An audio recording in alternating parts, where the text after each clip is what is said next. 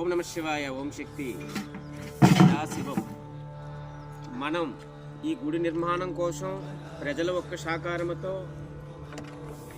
వచ్చిన వాళ్ళు కరెక్ట్గా వసతి చేయలేక తాగడానికి ఇక్కడ నీళ్లు కూడా లేవు. ఈ రోజుకి మనకు నీళ్లు బయట నుంచి కొనుక్కొచ్చి భక్తులకి ఈరోజు అనేది మనం ఇస్తున్నాం.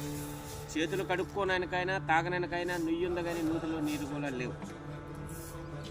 నా హృదయ సాక్షిగా నేను ఒకటే కోరుకుంటున్నాను ప్రభుత్వాన్ని, మాకు ఒక కరెంటు, ఒక రోడ్డు, 2 బోర్లు తీసున్నాం. కరెంటు లేక ఆ నీళ్ళు అనేది, కరెంటు ఉంది, సింగిల్ ఫేస్ ఉంది కాబట్టి ఆ బోర్ అనేది మనకు నీళ్ళు లాక్కుంటుంది. దానివల్లని ప్రజలను నేను వేడుకుండేది, ప్రభుత్వాన్ని నేను వేడుకుండేది, మన గుడి నిర్మాణం మన ప్రాంతంలో చక్కగా జరుగుతుంది, ప్రజల సహకారం ఉంది.